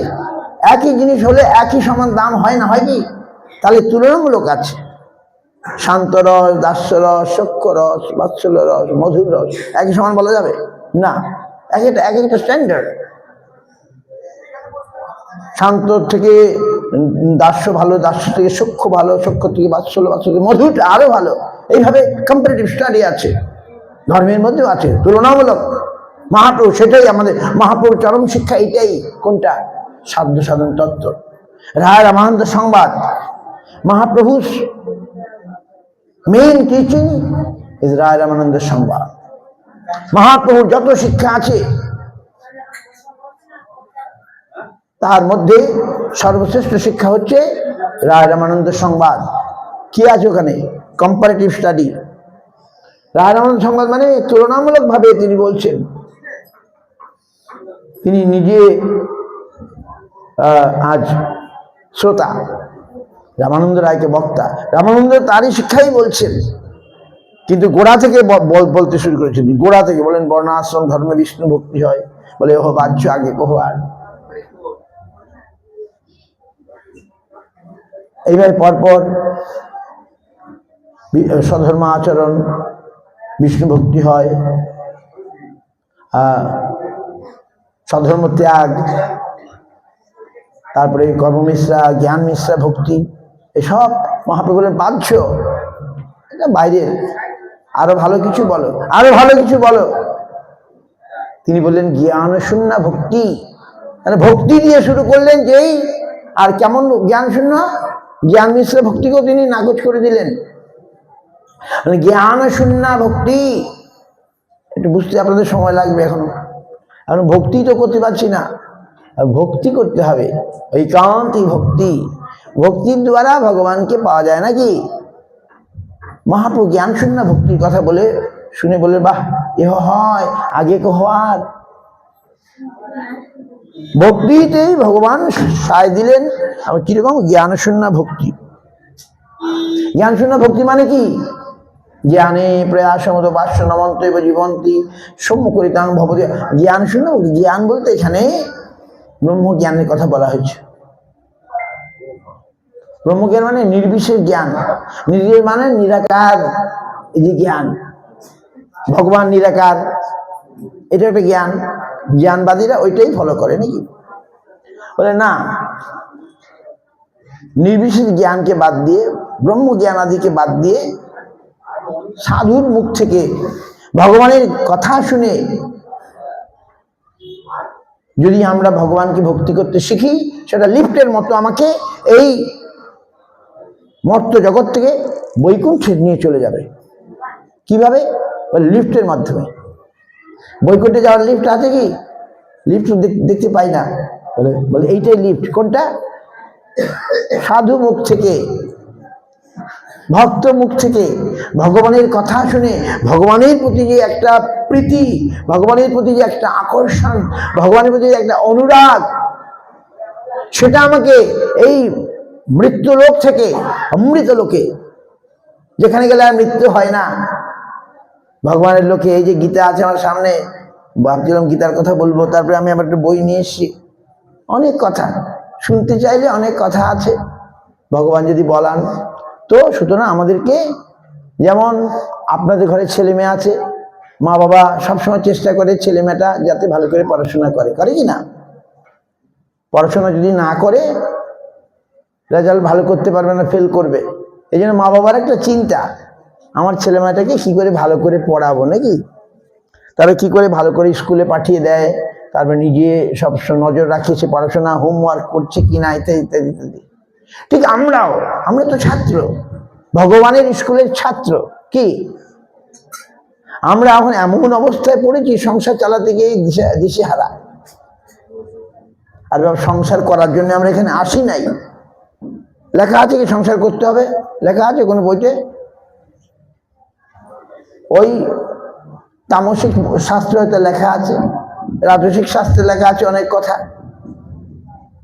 কিন্তু সাত্বিক শাস্ত্র, পরমার্থিক সত্যি পরমার্থিক সাত্বিক, back to God, back to home, ভগবানের কাছে ফিরে যাওয়াই হচ্ছে আমাদের একমাত্র উদ্দেশ্য, কর্তব্য এই জগতে। No other duty, our only duty back to God, back to home, back to Godhead. Godhead মানে কি? সর্বেশ্বর পরমেশ্বর কাছে ফিরে যাওয়াই হচ্ছে আমাদের একমাত্র কর্তব্য। সংসার করার জন্য আমরা এখানে আসি নাই। সংসার করে তো এখন বুঝতে পারছি কি ঠেলা। আমাদের কর্তব্য ভগবানের ইচ্ছে হলে হোক, ছেলে হোক, মেয়ে হোক, বুড়ো হোক, বুড়ি হোক, যে হোক, সকলেরই, আবাল বৃদ্ধ বনিতা, সকলেরই একটা কাজ, একটা উদ্দেশ্য, আমাদের ভগবানের কাছে ফিরে যাওয়া। বলে আমার সংসার, আর সংসার তো তুমি করেছ। মহাপ্রভু বর্ণাশ্রম ধর্মকে নাকচ করে দিলেন। যে যে বর্ণে আছে, যে যে আশ্রমে আছে, কেউ যদি গৃহী হয় তাহলে গৃহী হয়ে থাকো, কেউ যদি না, এগুলো না, এর চেয়ে এইসব মামুলি কথা, এর চেয়ে আরো ভালো কথা আছে, সেটা বলো। বর্ণাশ্রম ধর্মকে প্রথমেই ইয়ে করে দিলেন, এহ বাহ্য আগে গোহার, তারপরে আরো ব্রহ্মজ্ঞানীর যে সাধন প্রধান বলে এহ বাহ্য আগে গোহার, সর্বধর্মান পরিত্যাজ্য, এই শ্লোককেও তিনি বলে দেন না, এর চেয়ে আর ভালো কথা আছে। সেটা কি? জ্ঞান শূন্য ভক্তিতে এসে বললেন এহ হয়, এহ হয় আগে কহবার। তাহলে মহাপ্রভু সবকে সমান করলেন, যে যেমন পারো করো। ভগবান গীতাতে অনেক কথা বললেন, যে গীতা আমার সামনে আছে, গীতাতে অনেক কর্মযোগের কথা বললেন, রাজযোগ ইত্যাদির কথা বললেন, জ্ঞান যোগের কথা বললেন। শেষে কি বললেন? শেষে কি বললেন বলুন? এই ঘুমাচ্ছে, শেষে কি বললেন? কৃষ্ণ কি বললেন? শেষ কথা কি? হ্যাঁ, সর্বধর্মান। আমি যা বলেছি আগে ধর্ম বলে, ওগুলোকে বাদ দাও। আমি ধর্ম বলে যা বলেছি, আজ্ঞায় গুণানুসার মায়াদিষ্ট নবিশান ধর্মান সন্তেজ ভজে সত্যম। আমি ধর্ম হিসেবে যা কিছু, ব্যাসদেব কত কি বলেছেন কিনা? অষ্টাদশ পুরাণ রচনা করেছেন, মহাভারত রচনা করেছেন, তিনি তো বলেছেন। বলি না, ওগুলো বাদ দাও। ভাগবতে যা বলা হচ্ছে এটা শেষ কথা। শ্রীমদ ভাগবতমে যেটা বলা হচ্ছে এটা শেষ কথা, বুঝতে পারছেন? ভাগবতম যেটা বলা হচ্ছে শেষ কথা। ভাগবতমের পরে কিছু থাকে, তিনি কে? চৈতন্য মহাপ্রভু যা বলবেন সেটাই শেষ কথা। ভাগবতের পরেও যদি কিছু থাকে, সেটা কি? চৈতন্য মহাপ্রভু, বাস। কিন্তু চৈতন্য মহাপ্রভু ভাগবতকে অস্বীকার করেন নাই।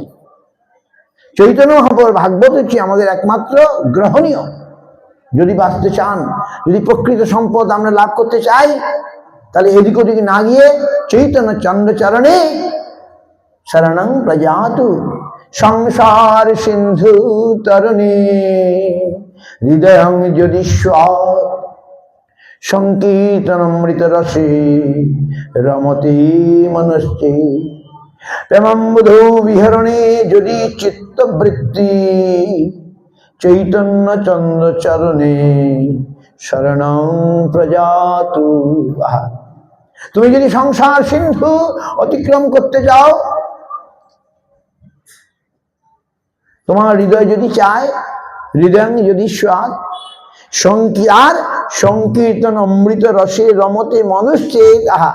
সংকীর্তন অমৃত রসে তুমি যদি রমণ করতে চাও, বিহার করতে চাও, তোমার মন বিহার করতে চায়, তাহলে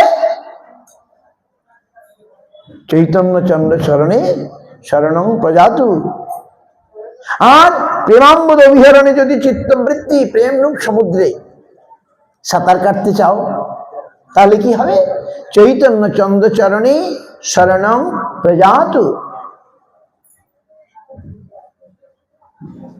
কিন্তু ভগবান যা বললেন চৈতন্য প্রভু সেটা কি আরো এবার শেষ পর্যায়ে নিয়ে গেলেন। আমাদের কি কর্তব্য চৈতন্য মহাপ্রভু আমাদেরকে বলে গেলেন যে তোমরা সব করতে পারবে না, যজ্ঞ করতে পারবে না, ধ্যানও করতে পারবে না, তপস্যা করতে পারবে না, করতে পারবে হরি সংকীর্তন। মন্মনা ভব মদ ভক্ত মজ্জাজি মাং নমস্কুরু মামে বশ্যসি সত্যং তে প্রতিজানে প্রিয় হৌসিমি। আমি তোমাকে প্রতিজ্ঞা করে বলছি, বাপরে বাপ, কৃষ্ণ এরকম ভাবে বলছেন, আমি প্রতিজ্ঞা করেছি তুমি আমার ভজনা করো। এত ক্লিয়ার বলে দিলেন। মহাপ্রভু বললেন না, তুমি একাকি যদি না পারবে না, তুমি আরো কজনাকে সঙ্গে নিয়ে সংকীর্তন করো। সংকীর্তন যজ্ঞে কলো কৃষ্ণ আরাধন, সেই তো সুমেধা পায় কৃষ্ণের চরণ। সংকীর্তন এই যে আমরা করছি এটা কি? সংকীর্তন। সংকীর্তন যজ্ঞ, এটা হচ্ছে সংকীর্তন যজ্ঞ। কলো মানে কলিযুগে, এর দ্বারা আমরা কৃষ্ণ আরাধনা করব। সেই তো সুমেধা, সেই হচ্ছে বুদ্ধিমান, পায় কৃষ্ণের চরণ। এর জন্য আদৌ গুরুপদাশ্রয় একজন বৈষ্ণব গুরুর কাছ থেকে আমাদের গুরুকে স্বীকার করতে হবে নাকি? গুরুর অনুগত হয়ে আমাদের ভজন করতে হবে। হরিভজন গৃহে বা থাকি বা বনে থাকে, যেখানে থাকে, গৃহে বা বনেতে থাকে, হা গৌরাঙ্গ বলে ডাকে, নরোত্তম মাগে তার সঙ্গ। যাক, অনেক কথা বললাম। ও যেটা এনেছিলাম পড়বো বলে, আমরা যখন নবদ্বীপ ধামে যাই, অনেক কিছুই দেখি মনে হলো গীতা এখানে সামনে আছে। গীতার যে কদিন আগে গীতা জয়ন্তী হয়ে গেল, আমরা অনেক আলোচনা করেছি নবদ্বীপে। আপনাদের এখানে তো হয় নাই। গীতাটা খুব ভালো করে পড়তে হবে। আপনারা বাড়িতে বসে বলে পড়ে তো বুঝি না, বলে যেটা বোঝেন সেটাই খারাপ, কি সব কি বোঝা যায়? আপনারা গীতাটা পড়ুন, সংস্কৃত না পড়তে পারে বাংলাটা পড়ুন।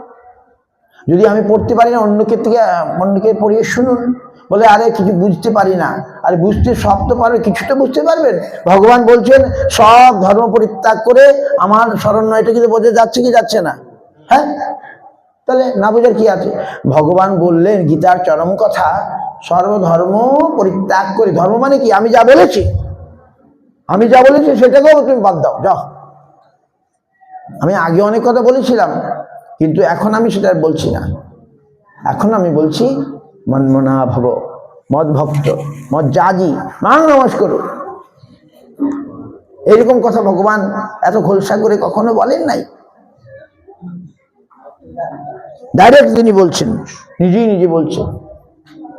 কেন? আমাদের কল্যাণের জন্য। আমরা তো দিশেহারা, আমরা বুঝতে পারছি না কোনটা করবো না ওটা। এ বলে সন্তোষী মায়ের পূজা করো, ও বলে শনিদেবের পূজা করো, ও বলে অমুকের পূজা করো, অমুক পূজা করো। আমরা তো বাস ওর বলে কি রণে বনের জঙ্গলে গিয়ে পূজা করো নাকি,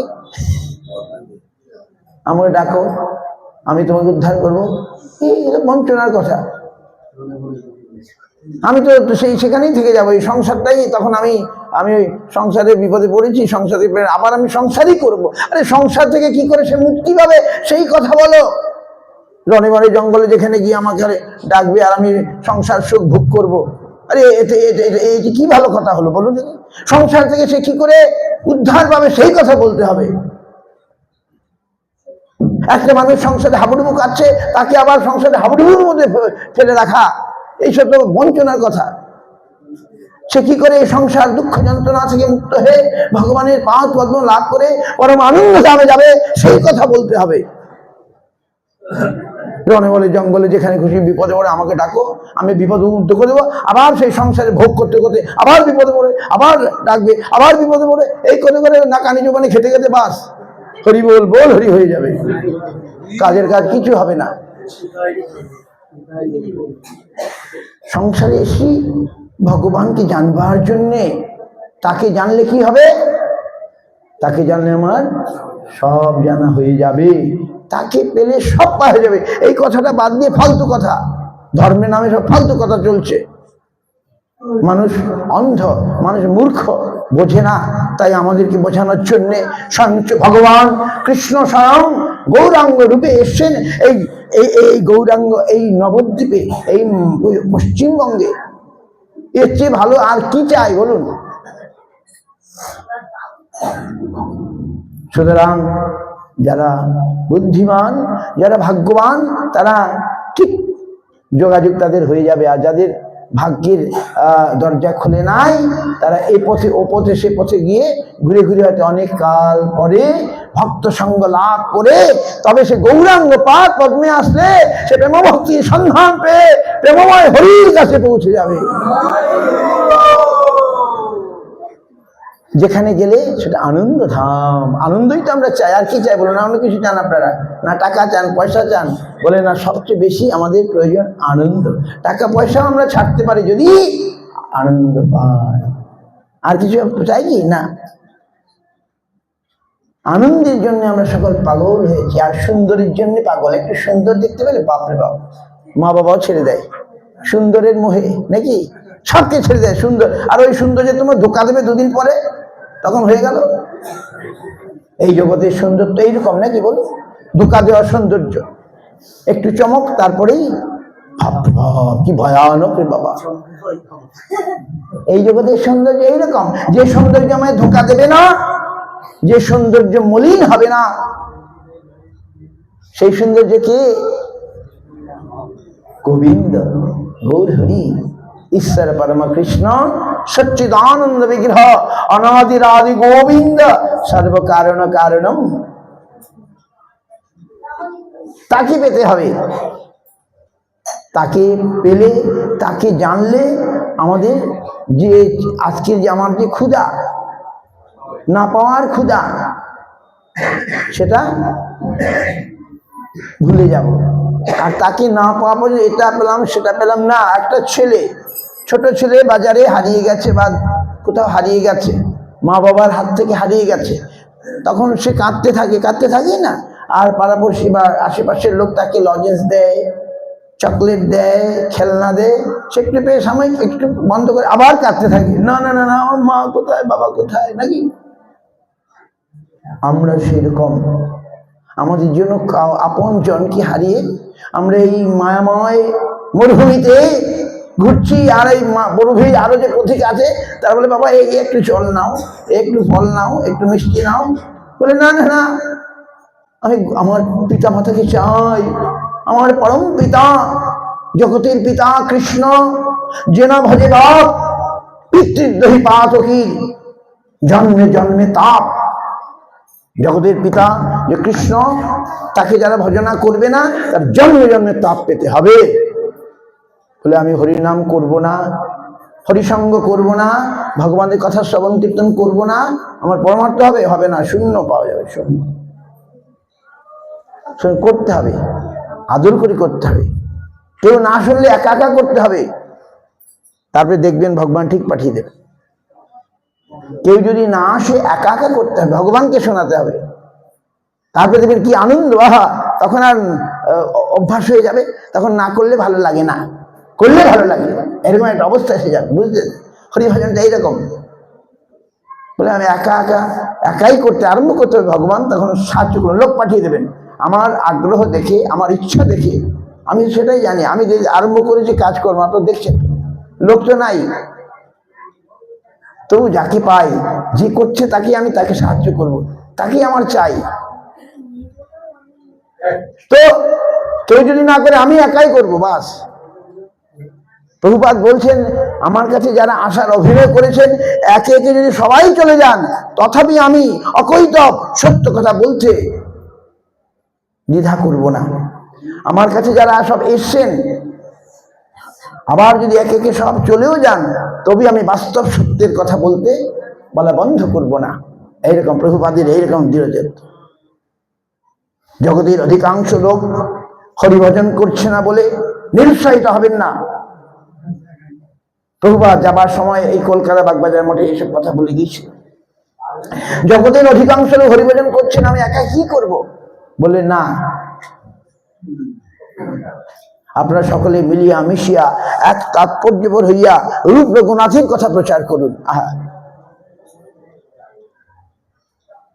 ভগবান যে সমস্ত কথা বলে গেছেন রূপ রঘুনাথ সেগুলোই আচরণ করেছেন। তারা আবার সেই তাদের যে প্রসাদ হিসেবে আমাদের দিয়েছেন সেই কথা আমাদের অনুশীলন করতে হবে। বা প্রভুপাদের শেষ নির্দেশ, লাস্ট অ্যাডভাইস, শেষ উপদেশ, জগতের অধিকাংশ লোক হরিভজন করছে না, আপনি নিরুৎসাহিত হবেন না। কেউ না করছে, আপনি করতে থাকুন, একাই করতে থাকুন। আমাদের দেখুন গুরুবর্গ তারা ঠিক করলেন। আমাদের গুরুবর্গ কি করলেন? ছিল স্বামী মহারাজ একাকি চলে গেলেন বিদেশে। দ্বিতীয় লোক একটা নাই। এখন তো আমি কোথায় গেলে একজন লোককে নিয়ে যাই, তিনি একাকি বিদেশে 70 বছর বয়সে,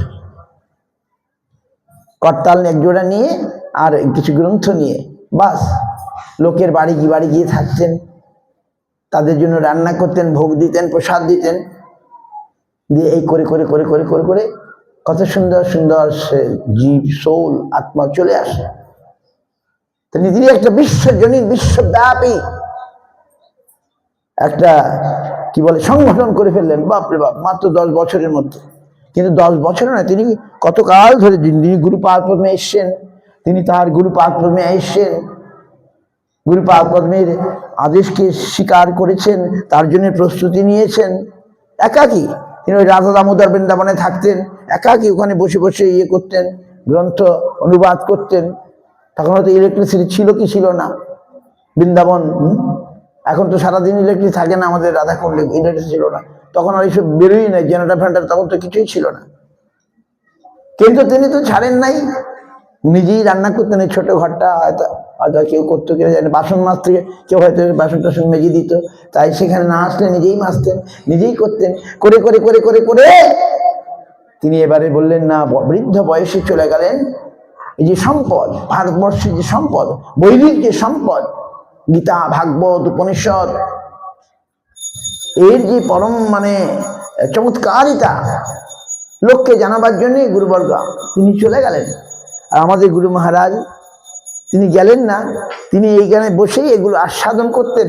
এখন তারা এসে তার কাছ থেকে আবার সেগুলো, মৌমাছি যেমন আসে, মধু যেখানে থাকে মৌমাছি তো সেখানেই আসে, গুরুপাদ কাছে চলে আসে। তিনি বিদেশে গেলেন না, বিদেশ থেকে মৌমাছির মতো কত প্রাণ চলে আসলো, এসে তারা আজও দেখুন সেই জিনিসের গুরু মহারাজের কথা শ্রবণ কীর্তন করে পরম আনন্দ লাভ করছে।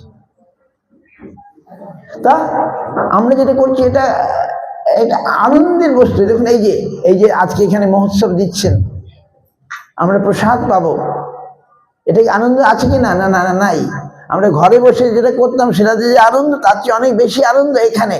আজ সংকীর্তনে, আজ ভগবত প্রসাদ সেবনে, বহুজন সঙ্গে আমরা যে আনন্দ পাচ্ছি, একাকী আমাদের সে আনন্দ হয় না নাকি? একাকী আবার নাহি পাওয়ার বল হরিনাম সংকীর্তনে। তাই এর জন্যই মঠ, মন্দির, আশ্রম, সংঘ এগুলোর দরকার। ভগবানের কৃপায় এগুলো হয়েছে। আমি তো ভাবি না কোনোদিন, আমার তো সাহসই ছিল না, কিন্তু কি করে হয়ে যাচ্ছে। চেষ্টা আমাদের করতে হবে, বাকিটা করবেন ভগবান। আমি চেষ্টা করে যাব ভগবত আরাধনা করার, কিন্তু আমার তো শরীর কখন খারাপ হয়ে যাবে কখন আমি এই বলতে পারি না নাকি? কিন্তু শরীর খারাপ হয়ে যাবে, ঘরে বসে থাকবো মনে না না, শরীর যখন ভালো আছে তখন করি। খারাপ হলে তো ভগবান সেটা দেখবেন যে আমি করতে পারছি না, আর শরীর ভালো আছে আমি করছি না, ভগবান তখন আর ক্ষমা করবেন না, তুমি এখন তো। সুতরাং আমাদের হরিভজন করতে হবে। বললে যে আমাদের মহারাজ বলেন, বলে পাথর ভেঙে জল পার করা যায়, এইটা বিশ্বাস করা যায়। পাথরকে গুড়িয়ে জল বার করা যায় এই কথাটা বিশ্বাস করব, কিন্তু হরিভজন না করে হরি যে পাবো এটা বিশ্বাস করা যাবে না। তবে ভগবান করুণাময়, তিনি অল্পেই সন্তুষ্ট। অল্পেই করে দেখুন না তিনি করুণা করেন কিনা, তিনি সাড়া দেন কিনা। ভগবান তো বলছেন আমি এক পা এগিয়ে গেলে আমার দিকে যে এক পা এগিয়ে আসে আমি তার দিকে 10 পা এগিয়ে যায়। গীতার মধ্যেই আছে, গীতার মধ্যেই আছে। তেষাং শতযুক্তানাং ভজতাং প্রীতিপূর্বকং দদামি বুদ্ধিযোগং তং যেন মাম উপযান্তি তে। যারা সতত ভক্তিযুক্ত হয়ে আদরের সঙ্গে প্রীতিপূর্বকম আমাকে ভজনা করে, দদামি বুদ্ধি যোগং, আমি তাদের বুদ্ধি দিয়ে দিই কি করে তারা আমাকে বেশি করে লাভ করবে, উপযান্তি তে। বুঝতে পারছেন? ভগবান খোলসা করে বলে দিলেন, ক্লিয়ার করে বলে দিলেন, রেখে রেখে বললেন না। তোমরা ভজনা করে দেখো, ভগবান সাহায্য করে। আমাদের তো করছেন, ভগবান সাহায্য করছেন কিনা বলুন? ভগবান সাহায্য না করলে আজ এখানে আসতে পারতাম? ভগবান আমাদের সাহায্য করছে। আমি খুব কম করছি, তিনি অনেক বেশি করছেন, এইটাই হচ্ছে বলার। আজ তো আমাকে বলার ক্ষমতা দিয়েছেন। আজ আমার গলার স্বর দিয়েছে। কদিন আগে গেলাম, আমাদের ট্রাভেল এজেন্ট, বিরাট ধনী লোক, ওই যে আমাদের বিদেশের যে ট্রাভেল এজেন্ট, গিয়ে দেখি কথা বলতে পারছে না। বিরাট ধনী লোক, পার্ক স্ট্রিটে তার বিরাট ট্রাভেল এজেন্সি, তার গলা দিয়ে কথা বেরোচ্ছে না। আমি ভয় করছি কোন দিন আমার গলাটা বন্ধ হয়ে যাবে। সে একটু কথা বলতে পারছে না। মিস্টার পাঞ্জাবি, অনিল পাঞ্জাবি, বিরাট ট্রাভেল এজেন্ট, পার্ক স্ট্রিটে বসে, নো ভয়েস। আমি আমাকে দেখে খুশি হয়েছে, অনেকদিন পরে গেছি তো। আমি বিদেশে আগে যেতাম তখন উনি সব আমাদের কাজ করে দিত, অনেক বড়। তো এইবারে যাবো বলে আমরা গিয়েছি, গিয়ে দেখি কথা বের ছড় নাই। অথচ পার্ক স্ট্রিটে বড় বড় ডাক্তার, কত বড় ডাক্তার পার্ক স্ট্রিট কলকাতায়, কিন্তু ওনার ধনের অভাব নাই, টাকা পয়সার অভাব নাই, বিজনেসের অভাব নাই, কিন্তু আজ স্বর আর বেরোচ্ছে না। তাই আমি অবাক হয়ে গেলাম, কোনদিন আমার এরকম হবে। কিন্তু ভগবানের করুণা থাকলে আবার ভালো হয়ে যাবো নাকি? তাই ভগবান ভালো করে দিয়েছেন, আমি এখন কথা বলছি, কিন্তু আমি আর এখন আগের মতো করতে পারছি না। আগে যে গলা ছেড়ে গান গাইতে পারতাম, এখন আর হচ্ছে না, বয়সের ইয়ে। আবার তিনি চাইলে হতেও পারে, কিন্তু আমার যাই হোক না কেন, যে অবস্থায় আছি, আমি প্রাণ যতক্ষণ আছে আমি চেষ্টা করে যাব ভগবানের সেবা, আমার বাক্য দিয়ে, আমার মন দিয়ে, আমার তন দিয়ে, আমার ধন দিয়ে, যা করে হোক আমি ভগবানের সেবা করবই করব। আমি কিছুতেই পিছিয়ে যাব না। কে বলেছেন? হরিদাস ঠাকুর নাকি? তিনি বলেছেন। আমি বুঝিয়েছেন, তার বললেন না আমার হরিভজন করতে ভালো লাগে, হরিভজনই শ্রেষ্ঠ। বাস, আমি কেন করবো হরিভজন, হরিনাম কেন করবো, এটাই শ্রেষ্ঠ, সব উপাসনার মধ্যে এটাই শ্রেষ্ঠ, সেটাই তিনি বলতে চেয়েছেন। বাস, তাই তোমরা যদি আমায় কেটে টুকরো টুকরো করে খণ্ড খণ্ড হি দেহ, জয় যদি প্রাণ তথাপি বদনে না ছাড়িবে হরিনাম। তারপরে তারা তো চেষ্টা করলো, তাকে খণ্ড খণ্ড করতে পারলো কি? হরিদাস তাকে খণ্ড খণ্ড করার চেষ্টা করলো কিনা? এবারে বলছি যারা মারছে, বলে হরিদাস এবার তোমার জন্য আমাদের প্রাণটা যাবে। বলে কেন? যে আমরা মারছি, তুমি মরছো না। তারপর তারা বলবে আমরা মারছি না, এই জন্য আমাদের প্রাণ যাবে। ওহো তাই নাকি? না না না, তোমাদের কোনো দোষ নাই, তোমরা তো তাদের আদেশে করছো, আমি মরে যাচ্ছি, যাও। এই বলে তিনি ভাব সমাধিতে চলে গেলেন।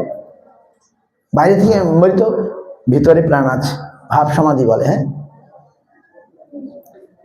তারপরে তো মৃত বলে তাকে তো ফেলে দিল, কবর দিল না। বলে কবর দিলে ভালো করতে হয়ে যাবে, কাজের তো বেশি বুদ্ধি। কবর দিলে ভালো করতে যাবে, বলে গঙ্গায় ফেলে দাও, যাও। ভেসে ভেসে ওই কালনা, ফুলিয়া, শান্তিপুর হয়ে বাস ফুলিয়া গিয়ে আবার কীর্তন করতে আরম্ভ করলেন, হরে Krishna Krishna Krishna Hare Hare Hare Ram Ram Ram Hare Hare Hare Krishna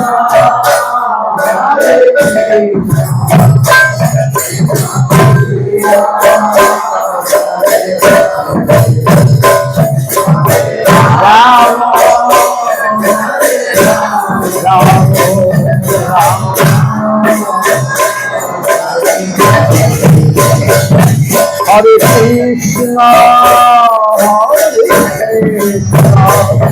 Krishna Krishna, Hare Hare, Hare Rama, Hare Rama, Rama Rama, Hare Hare, Hare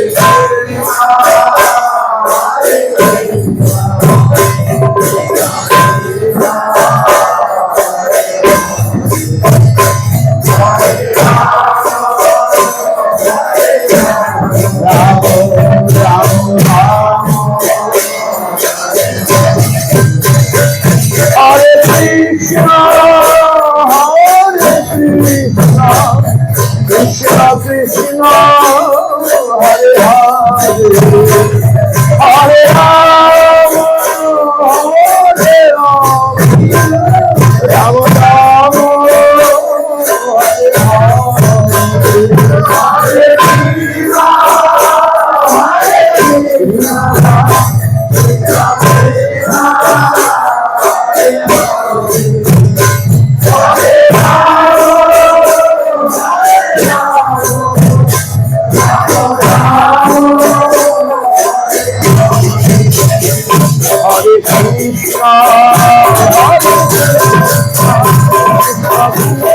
Rama,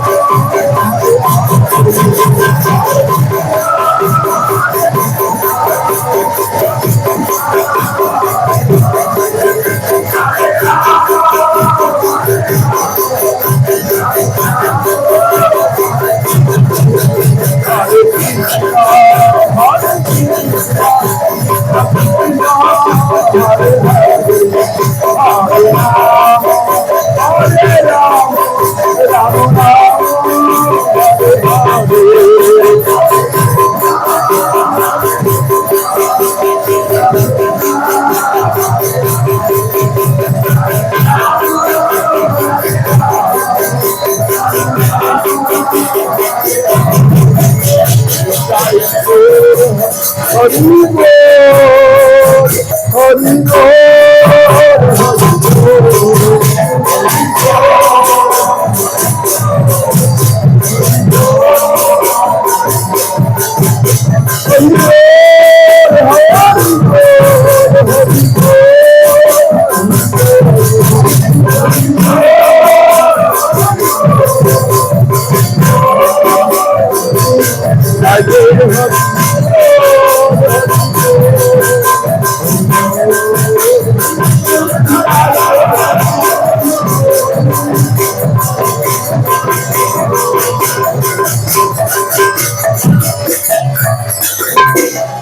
এবারে ভোগ আরতি করে পরে আবার কীর্তন হবে। হ্যাঁ, তো আমাদের তো ওইখানে মধ্যে ডিজি না কি বলে, আমাদের মৃদঙ্গ হচ্ছে ডিজি। আজকে আমাদের মৃদঙ্গ ডিজি বাজবে, আমরা আরো পরে কীর্তন করবো, ঠিক আছে? হরি বল।